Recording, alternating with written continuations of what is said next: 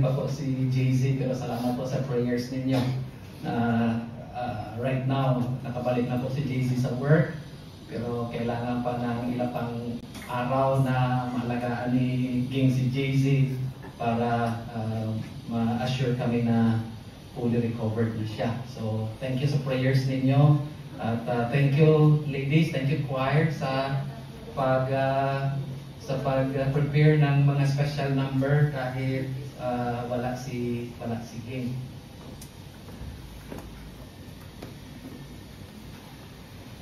Patuloy pa rin tayo nag-aaral tungkol sa topic natin for the month of July, I Love My Church.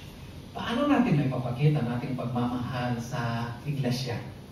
Sa iglesia kung saan na-belong tayo. For this time being na nandito tayo sa Hong Kong, siguro some of you ay you have counted CBBMC as your church dito sa Hong Kong. Eventually, pag uuwi na tayo sa Pilipinas, babalik tayo sa mga home churches natin. Pero paano natin maipakita ang ating pagmamahal sa ating church? 2 Saturdays ago, napag-aralan natin ang isang characteristic ng isang church. The church that is vigilant. Pwede tayong mapakita na mahal natin ang church natin by being mapagbantay. Kasi marami yung mga dangers sa mga false teachers, mga false teachings, mga wrong practices. Iingatan natin na hindi makapasok sa church. And so, the church vigilant, yan yung isang characteristic ng isang church. Kung mahal mo ang church, you need to be vigilant.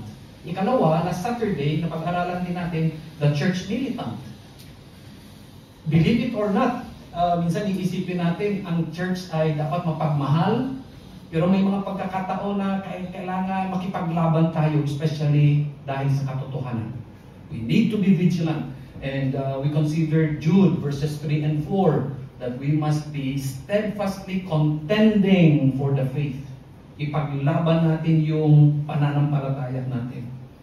Kung hindi tayo kasi mag-iingat, makakapasok yung mga wrong doctrines sa simbahan. Maraming mga simbahan ang nahati, na-divide. Minsan, ang isa naging dalawa, ang isang church naging 3, naging 4. May church na ang pangalan First So and So Church, kasi yun ang una. Pero nung nahiwalay na, nung na-split na, 2 na silang first. Yung first na main, yung first na separate. Nung na-split ulit, 3 na silang first. 3 na church, pero first lahat ang pangalan.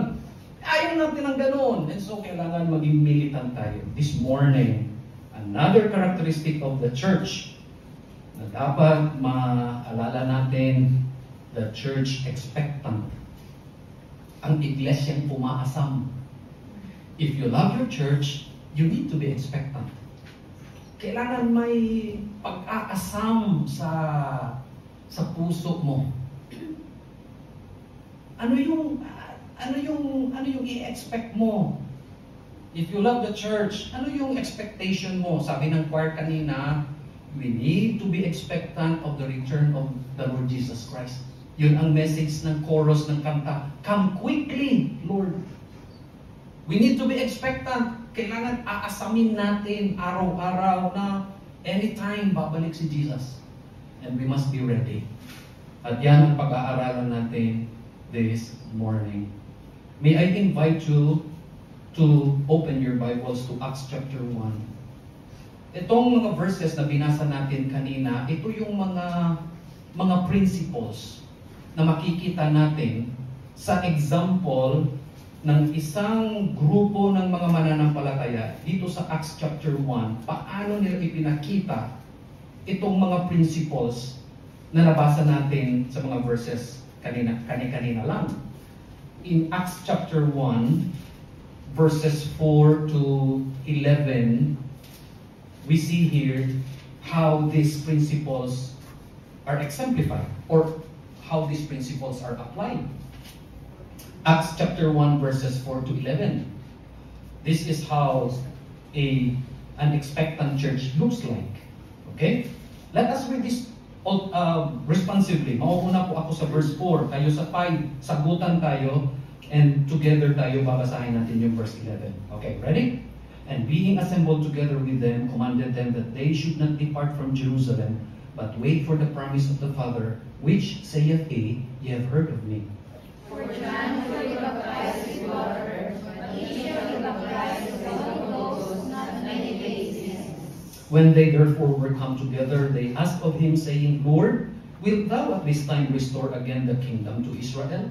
And he said unto them, It is not for you to know the times or seasons which the Father hath put in his own power. But ye shall receive power after that the Holy Ghost is come upon you, and ye shall be witnesses unto me both in Jerusalem and in all Judea and in Samaria and unto the uttermost part of the earth.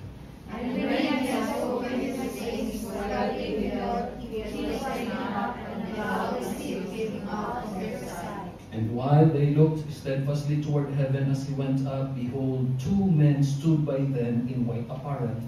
Which also said, Amen of Galilee, why stand ye gazing up unto heaven? This same Jesus which is taken up from you into heaven shall so come in like manner as ye have seen him go into heaven. This is God's word. May God add blessings to our reading of it. Pray po muna tayo. Father, we thank you once again for the privilege of reading your word together.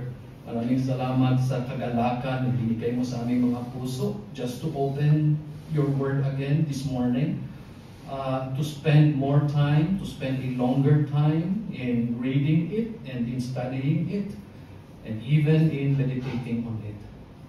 We thank you, Father, for revealing yourself through your word. At alam po namin na itong aming pag-aaral ngayong umaga ay masasayang lang kung hindi mo kami tutulungan. Hinihingi po namin ang banal na Espiritu na siyang magiging gabay namin. Siya ang magiging tagapagturo namin ngayong umaga sa aming pag-aaral. We pray that you will help us understand your word. Especially so, we would want to look at some characteristics of an expectant church.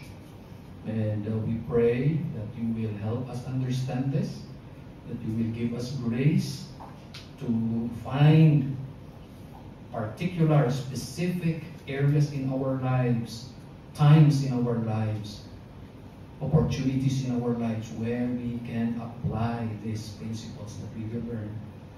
At sana po, Panginoon, through this would help us to be more loving to our church dito sa Hong Kong at kahit doon sa Pilipinas, to the churches where we belong, sa mga home churches namin, that we would be able to show our love to our church or churches, and that you will use our lives to be an encouragement and a blessing to our respective churches.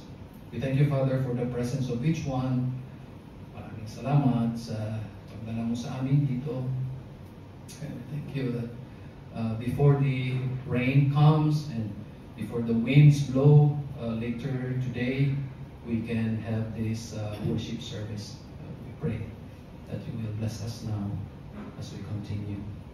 We remember our brethren who are here today.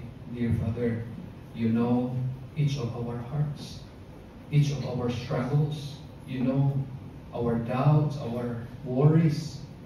You know our fears. Father, we pray that you will be gracious, that we will be able to experience how you support us physically, emotionally, mentally, spiritually. Please hold us up, Lord, so that we will not be discouraged, so that we will not be downhearted. Please raise us up, that we will be able to stand despite the difficulties that you allow us to experience. We only have you to trust. There is no one else that could help us, Lord, in these times of difficulties in life. We pray that you will be gracious to give us the daily strength that we need draw us closer to you, Father. We know that there is always the tendency that we will draw back away from you because of these trials. Remind us that our Lord Jesus Christ has went through intense difficulties in His own earthly life as well. And if we have decided to follow Him as His disciples, we must expect difficulties as well. But please strengthen us, strengthen our faith to believe that you will not leave us nor forsake us. We know, Lord, that you are just a prayer away, that if we will just call upon you, you will listen to us and you will answer us and you will show us great and mighty things to prove that we have a God who is living and powerful and mighty. And so this morning, Father, maybe some of us are downhearted, some of us are going through financial difficulty or physical hardship, or some of us may be going through or experiencing some illnesses, and these illnesses have brought fear, anxiety to our hearts. We pray that you will bring healing to our physical bodies as well as our minds and hearts and spirits. We pray, Father, that you will show yourself mighty and strong in the circumstances that we are in right now.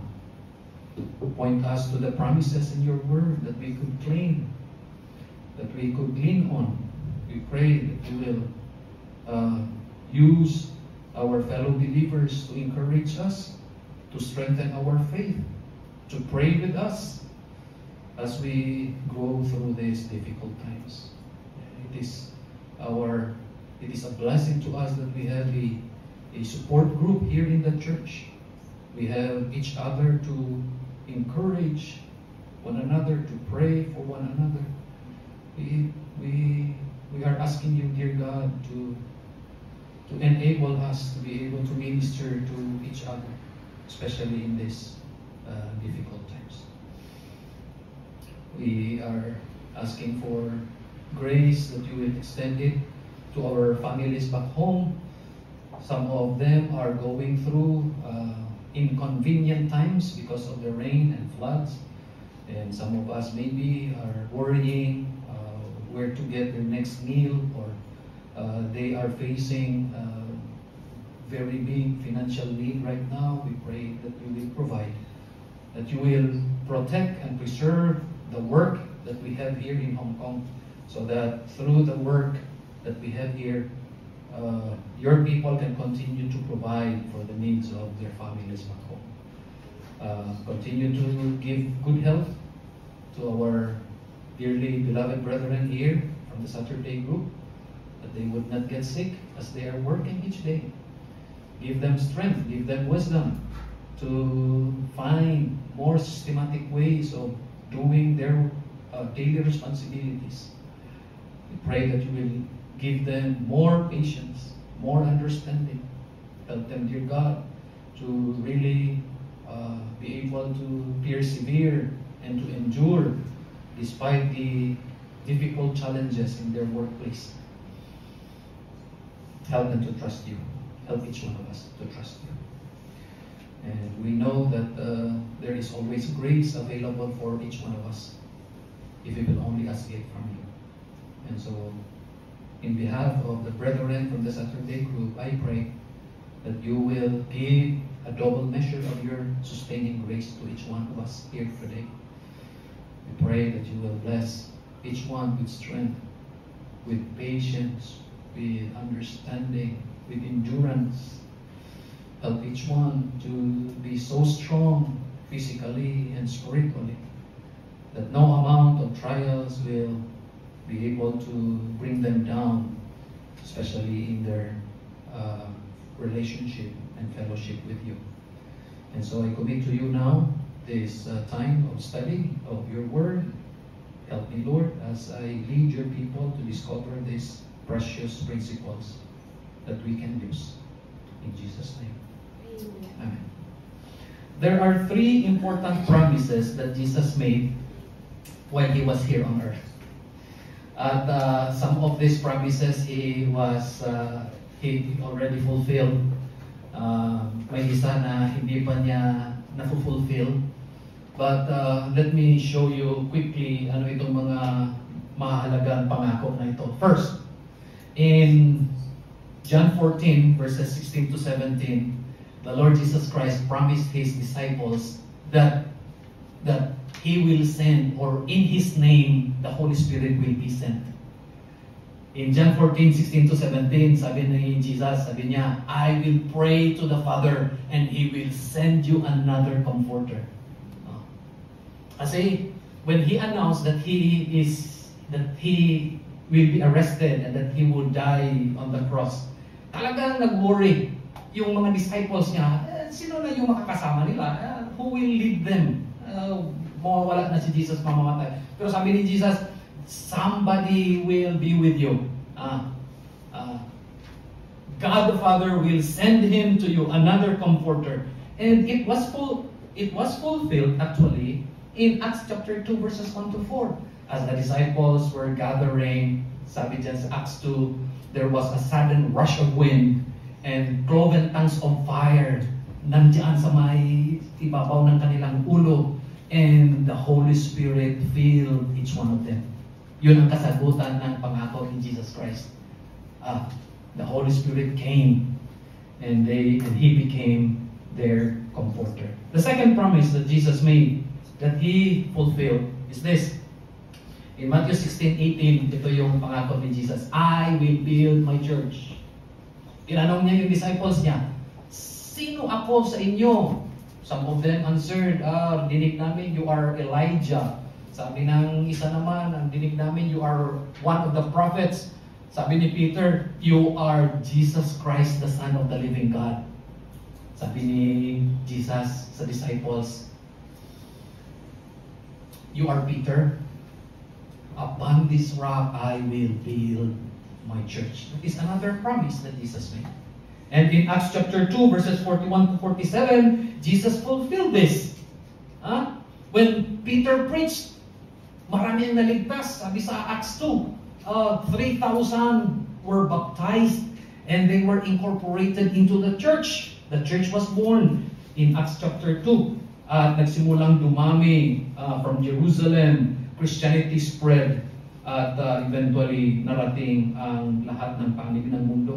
There is this third promise that Jesus made. In John 14 verse 2 and 3, sabi ni Jesus, I will go to prepare a place for you. But in verse 3 He said, I will come again to receive you unto myself. That is the third promise ni Jesus. At hanggang ngayon, hinihintay natin yung fulfillment nito. Hinihintay natin ang fulfillment. In the verses that we have read in Acts chapter 1, when Jesus ascended to heaven, may dalawang angels na nagpakita sa mga disciples. At sabi ng angels, bakit nandito kayo? Bakit naghihintay pa kayo? Punta kayo ng Jerusalem. But hear this, sabi ng dalawang angels, in the same manner that you saw Jesus ascended to heaven, He will come again. You will see Him visibly. You will see Him personally. You will see Him gloriously. Babalik si Jesus. At hanggang ngayon, hinihintay natin ito. Sa kanta kanina ng choir, come quickly, Lord Jesus. Ito yung sabi ni John sa last verse sa Revelation chapter 22, come quickly. Sana babalik na si Jesus. Sana babalik na sa araw na ito. Would you agree? If I would say sana babalik na si Jesus sa araw na ito, would you say amen? Amen. Or iisipin mo, Pastor, wag naman muna sana. Marami pa akong plano sa buhay. Wag naman muna babalik si Jesus. Pero ito yung inaasam-asam natin. And this should be what every church should desire. The expectant church, yung iglesyang umaasam na babalik si Jesus. How should we show our love? by being expectant. Now, let me define what is expectancy as a word. Expectancy is defined as the state of thinking or the state of hoping that something, especially something good, exciting, or pleasant, will happen. Iniisip natin, that is part of yung pag-aasam. Iniisip natin. And we feel it in our emotions, in our feelings. We are hoping that something good, pleasant, exciting will happen. Sabagay, you can apply this in every situation in life. Like, if God will bless you, papayagan ng Diyos na papuntahin mo dito yung family mo para maka-tour dito sa Hong Kong. That is something that you want to be expectant of. Na alam mo, iniisip mo na, hindi ka makatulog kung minsan, habang malapit na yung schedule nila. Yung damdamin mo, parang puputok yung dibdib mo, talagang naglulook forward ka. Because you are thinking that something good, something exciting, something pleasant will happen when they arrive. Minsan yung sitwasyon, iba naman kung kayo ang uuwi. Iba yung expectation ng mga loved ones natin kung kayo ang uuwi. Pag uwi mo, ang unang tinitingnan nila, yung maleta mo. Iba yung expectation. Alam din nila, something good will happen. May pleasant experience. Pero minsan, hindi ikaw yung excited na makita nila. O, yung bagay na gusto nilang makita, yung shampoo, yung sabon, yung toothpaste, etc. Okay. Pero ito, listen to this.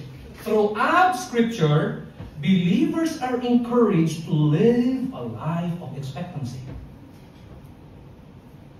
We see this in almost every page of the Bible. Binabalik-balik ng Diyos para ma-remind tayo na tayong mga mananampalataya, we must live a life of expectancy. Na ibig sabihin, nandyan palagi sa atin yung constant awareness na si Jesus babalik anytime. It may be today. Baka hindi na natin matapos yung worship natin ngayong umaga. It may be today. Sa mga nangyayari na sa mundo, sa Middle East, talagang lindol, baha, lahat, gera. Isa lang ang patutunguhan ng lahat ng mga manifestations na ito. Yung reality ng pagbabalik ni Jesus Christ. At ito yung dapat paghandaan natin. And so, we need to be expectant. However, iba-iba yung pag-unawa ng mga tao patungkol sa word na expectant. Let me share this with you. Sa Roman Catholic tradition, pag sinabi mong expectant church, tungkol ito sa mga tao na nandun sa purgatory. Kayo na galing sa malaking simbahan. Siguro na-encounter ninyo itong katuruan ito. Pag sinabi mong expectant church sa Roman Catholic tradition and Eastern Orthodox traditions, tungkol ito sa mga kaluluwa na nandoon sa purgatorio. Bakit nandoon? Kailangan i-purge muna sila. Kailangan malinisan muna sila ng kanilang kasalanan bago ilipat. Kung kailan maililipat, hindi wala may alam. Probably 10 years, 100 years, thousands of years. Pero ito yung paniniwala nila. Now, sa bagay, sa salita ng Diyos, wala namang purgatorio na na-mention eh. And so we do not believe this. Now, in the biblical context, when you say expectant church, it often refers to the themes of hope and anticipation and waiting upon the promises of God. There is these themes. Ito ang pabalik-balik na makikita mo, may pag-asa. The expectant church has always is always characterized with hope. May pag-asa. Kahit ano yung kabigatan na dinadala mo sa araw-araw na buhay, may pag-asa. May anticipation, may paghihintay, and you are looking forward to something that is better. And there is a waiting upon the promises of God. Kasi may mga pangako talaga na ibinigay ang Diyos eh. And so, hihintayin mo yung fulfillment ng mga promises ng Diyos.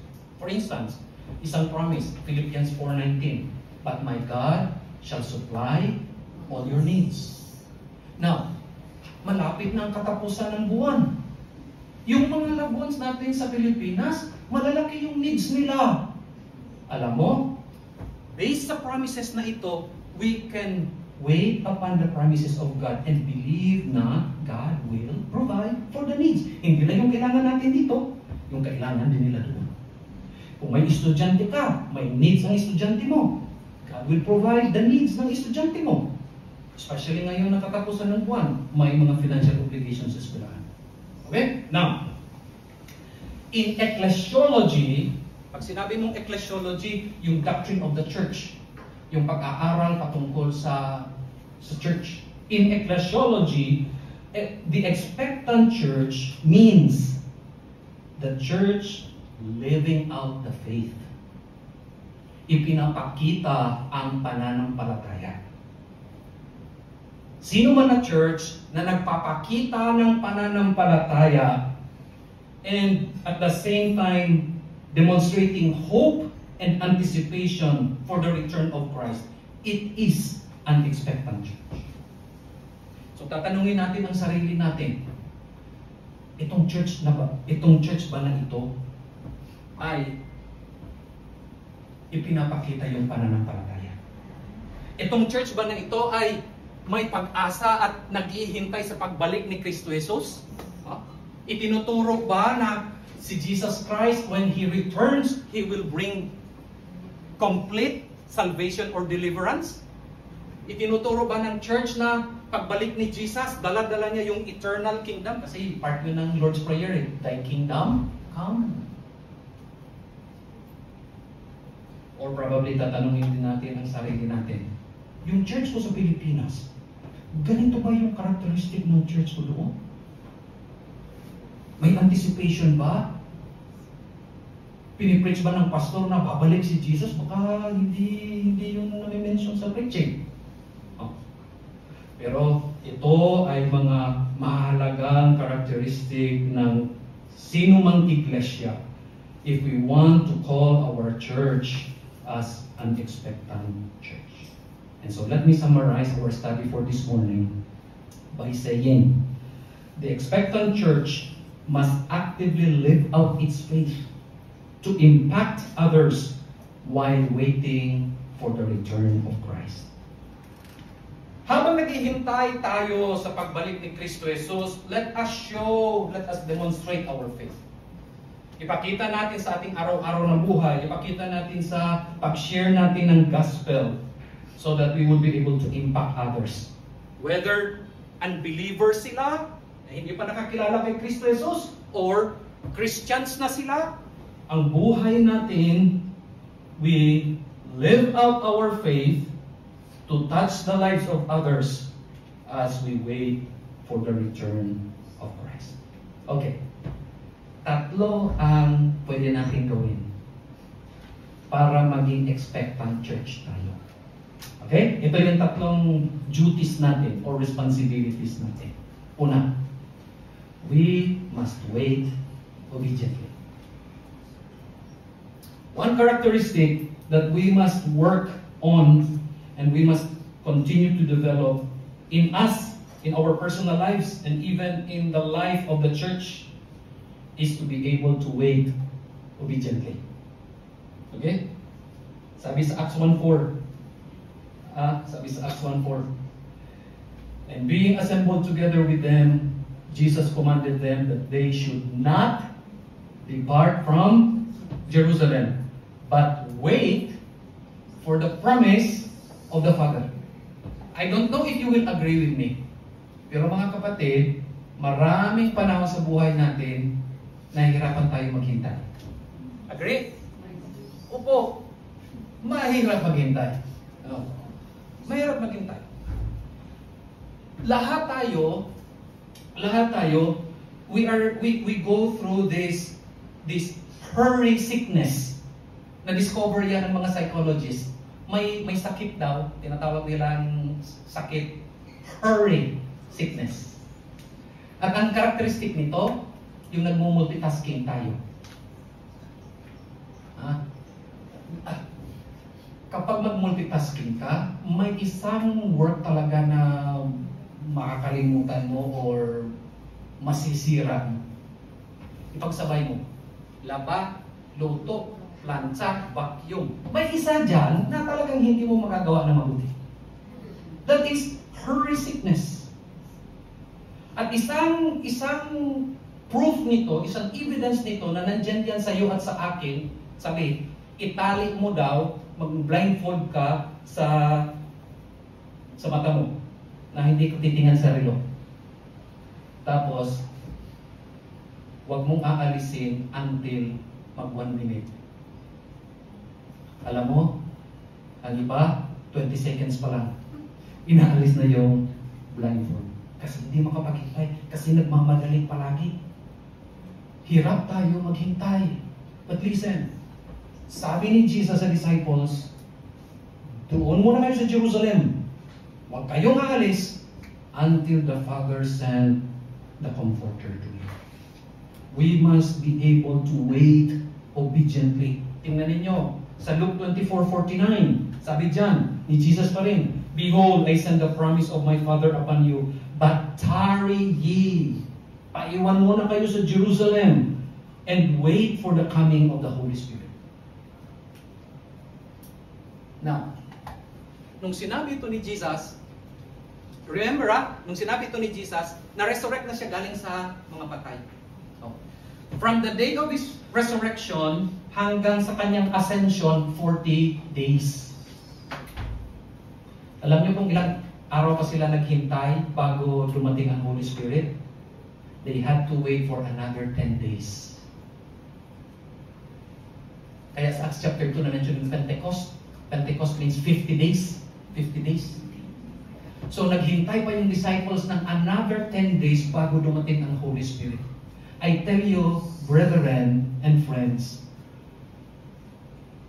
nahihirapan tayo maghintay. Hirap tayo.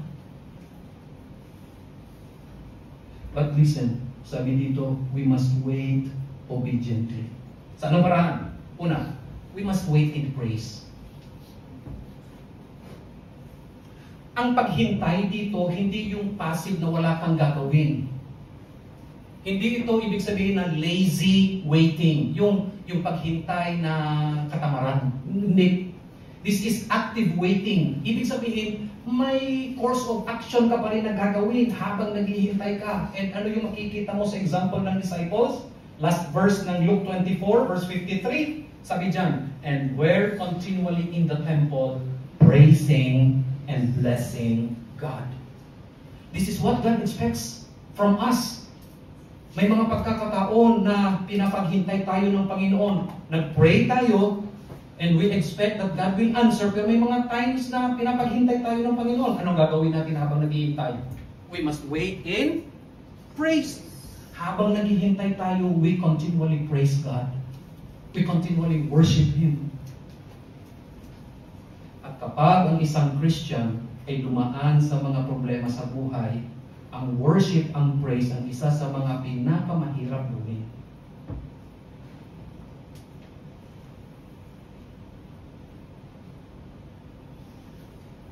Naalala ninyo, narinig ninyo, baka kilala ninyo si Pastor Nelson Coma. Si Pastor Nelson Coma, kinuha ng Panginoon several weeks ago. Last week ng June, kinuha ng Panginoon si Pastor Nelson Coma. But what made it tragic, before namatay si Pastor Nelson Coma, yung kanyang anak na lalaki namatay din first week ng June. Can you imagine kung I'm sorry na ito ang ginamit ko na example or illustration, pero Can you imagine kung ito ang mangyari sa iyo? Na sa isang buwan, 2 family member ang mawala sa iyo. It's so difficult to worship God. It's so difficult to praise Him while you are waiting for Him to comfort you. Mahirap. Kapag ganyan kalaki yung problema, mahirap maghintay sa Panginoon. Pero ano ang sabi ng salita ng Diyos? As we wait, as we expect the blessing of God and His comfort and His sustaining grace, let us continue to praise. That is how we wait. If we love our church, we learn to wait while praising God. But not only that, we also wait in prayer. We also wait in prayer. Look, in Acts 1:14, sabi dyan, nandun pa rin sila sa Jerusalem, ha? They are blessing God, they are praising God. Pero dito sa Acts 1:14, ito ang sabi, this all continued with one accord in prayer and supplication with the women and Mary the mother of Jesus and with his brethren. Oh, may ginagawa pa rin sila habang naghihintay. They are praying. They were praying. Mga kapatid, as we are waiting for God's deliverance, siguro posibleng may nararamdaman ka sa iyong katawan, may sakit ka, or may family member ka na may sakit ka, hinihintay mo yung kagalingan galing sa Diyos. While you are waiting, continue praying. May pangangailangan ka na malaki, while you are waiting for the provision of God, continue praying. Na hindi lang yung sarili mo lang ipagpe-pray mo, may mga kakilala ka na nangangailangan din ng prayers mo. Continue praying. Yan ay bahagi ng unang duty natin, and that is to wait obediently. And so, if we love our church, let us be willing to wait obediently in praises and in prayers. Ikalawa, let us witness urgently. Let us witness urgently. We see this principle sa Acts 1:8. Sabi sa Acts 1:8, and ye shall be witnesses unto me. And so, yan ang ibig sabihin kung sasabihin natin, ang duty natin is to witness urgently. Alam natin kung ano yung witness. Magte-testify ka. Sasabihin mo sa iba kung sino si Jesus Christ. You speak about Jesus. Tell others about Him. Oh. That is part of being expectant. Habang hinihintay natin yung pagbalik ni Kristo Jesus, marami pang tao ang naghihintay na makarinig din kung sino si Kristo. And it is our duty, it is our Christian responsibility to talk about Jesus. Alam natin na hindi mawawala itong opportunities na ma-share natin si Jesus. Alam natin yun. Kasi nagbibig ka eh. Tatanungin mo, Pastor, ano ba talaga, paano ba maging witness para kay Jesus? Ikikwento mo lang naman kung ano yung experience mo ngayon na may Jesus ka na sa puso mo. Yun lang naman. Oh, sasabihin mo lang, alam mo, sis, nung wala pa ako kay Jesus, ay magulo ang buhay ko. Pero ngayon, konti na lang yung kaguluhan. You are letting others know na dahil nandiyan ka na kay Jesus, life is now better. And so, we speak readily about Jesus. Yan yung ano natin, yan yung motivation natin. Kapag may pagkakataon, ma-share natin yung tungkol kay Kristo Jesus. By the way, ipag-pray ninyo, mga kapatid, nag-order tayo ng gospel tracts sa Cebu. Kasi yun ang gagamitin natin sa ating evangelism day sa October 7. Ipag-pray ninyo na matapos yung pag-imprinta nila at may padala natin para maihanda natin for our evangelism day. Kasi we need to tell others about Jesus. Kailangan na marinig din nila kung sino si Kristo Jesus. But not only that, we also need to live passionately for Jesus. With passion sa ating mga buhay, sa ating mga puso, with passion. Kita natin kung ano ang ginawa ni Jesus sa ating mga buhay. With excitement, gusto natin i-share yun at ipakita yun sa pamamagitan ng ating buhay. Napansin ninyo na kapag nandiyan na si Jesus sa iyong puso, nababago kahit yung mga salita na lumalabas sa bibig. Would you agree? Yeah. Noong wala pa si Jesus sa puso natin, ay grabe yung mga salita na lumalabas sa bibig natin. Pag may problema, ang pinakamadaling ano yung term yan sa Tagalog? Yung parang i-vent out mo yung emotions mo, minsan pagmumura. May mga tao na hindi makumpleto yung isang sentence na sinasabi nila na walang mura, mayroon palagi. Pero napansin din natin na nung dahil nandyan na si Jesus sa buhay natin, nabawasan na yun, naalis na yun. But we continue to live passionately for Jesus. Yung buhay natin, dati nung wala pa kay Kristo, ganyan lang yung direksyon, ganyan lang, parang ganun lang. Yan lang yung mahalaga sa atin kung ano ang meron ngayong araw na ito. Ganyan lang. Pero nung nandyan na si Jesus, yung trajectory ng buhay natin, pag ano na. Nakita nyo? May difference. Dati ganyan, ngayon pag ano na. Bakit pag ano? Papuntang langit.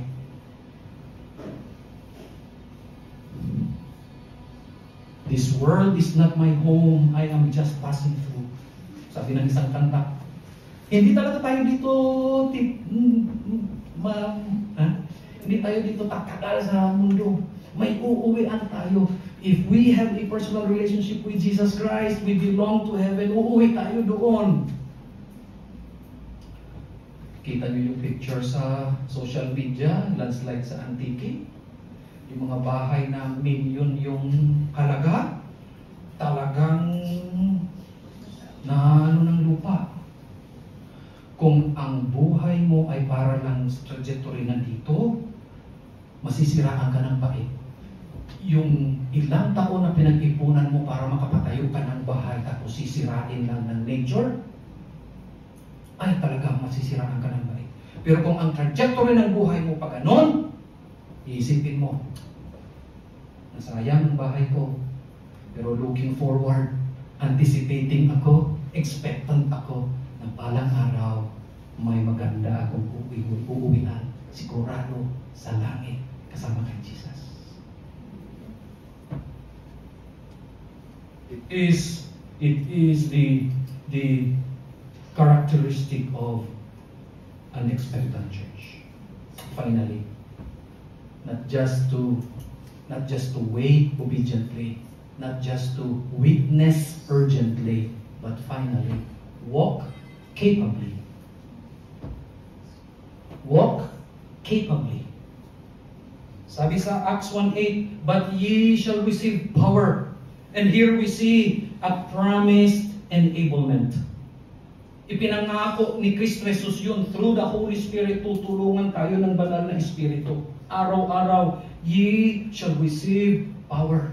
Ang kapangyarihan ng Diyos, ibibigay din sa atin para sa ating araw-araw na buhay. So that kahit may mga problema tayo, the power of the Holy Spirit will sustain us. You shall receive power.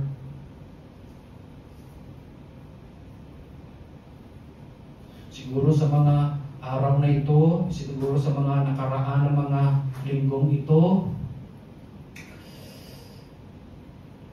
may isang tao na nakagawa ng masama sa iyo, may atraso sa iyo, na parang grabe yung ginawa sa iyo, na parang grabe yung galit mo. You feel betrayed. Siguro kung iisipin mo lang, parang hindi mo kayang patawarin. But listen, because of the power of the Holy Spirit, He will enable you to forgive. Siguro mag-i-struggle, lahat tayo mag-i-struggle kasi yung damdamin natin, kahit Christians na tayo, nandyan pa rin eh, nandito pa tayo sa mundo eh. Pero may advantage tayo na wala sa mga unbelievers. May Holy Spirit tayo na nagbibigay ng kapangyarihan sa atin sa araw-araw, and the Holy Spirit will enable you to forgive.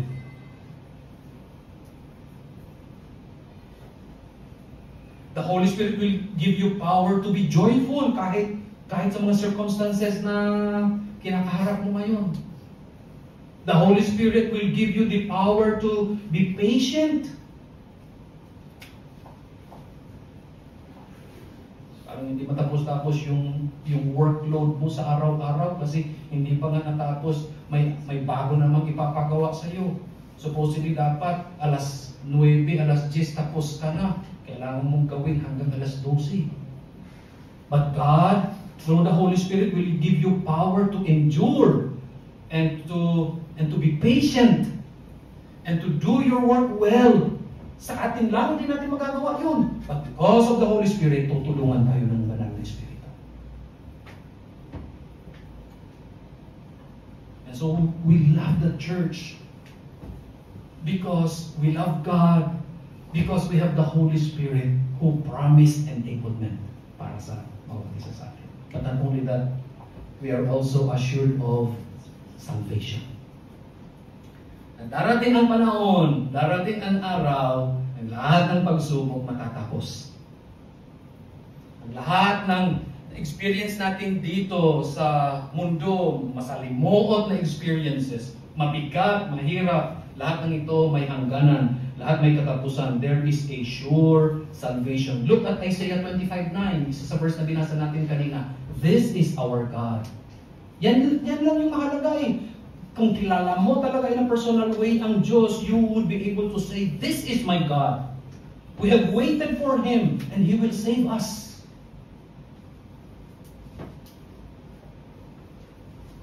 Sabihin mo, Pastor, kung hindi mo kilala, Pastor, yung amo ko, talagang grabe ka stricto. Grabe ka stricto. Talagang gaganunin talaga yung titignan. Okay lang. Okay lang. Pero, may stricto talaga. Pero, listen. If God is your God, He will help you. He will deliver you eventually from this experience.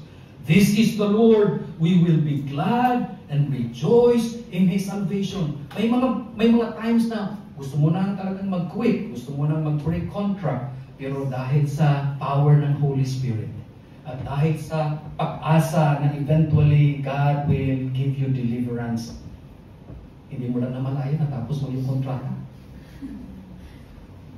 At ito pa yung nakakatawa, hindi mo lang natapos yung kontrata, nag-renew ka pa. Nag-renew ka pa, same employer, nag-renew ka pa. Bakit? Kasi binigyan ka na ng Diyos ng endurance at patience na tanging siya lang makapamigay. And that is an encouragement para sa bawat isa sa atin. Pakinggan mo yung kwento ng experience ng mga kapatiran. Isa lang ang makikita natin palagi sa mga kwento ng bawat isa. God is gracious. God is gracious. God enables, tinutulungan tayo ng Diyos. Natatapos ang kontrata, nagre-renew ba tayo? Alam mo yun? Kaya lang. At first, sa simula, siyempre medyo mahirap. Pero sa dahan-dahan, nakaka-adapt tayo, nakaka-adjust tayo. And before you know it, natapos mo yung kontrata, yun nga sa nila, tapos nag-renew ka pa. Or, siguro hindi mo natapos yung kontrata kasi terminate yung contract. Pero pag uwi mo sa Pilipinas, nandun pa rin. If God will give me another chance, babalik pa rin ako. You see? Why? Because it is God who gives us deliverance. And so with this, mga kapatid, let us continue to be expectant. Balang araw, matatapos ang lahat ng ating mga mahirap na experiences. balang araw matatapos yung lahat ng mga kabigatan natin. Jesus will return. Babalik siya. Ang prayer natin, come quickly, Lord Jesus.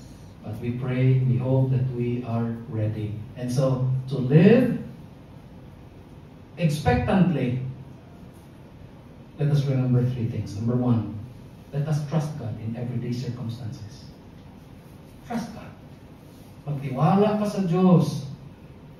God is too good to be unkind. God is too wise to make mistakes.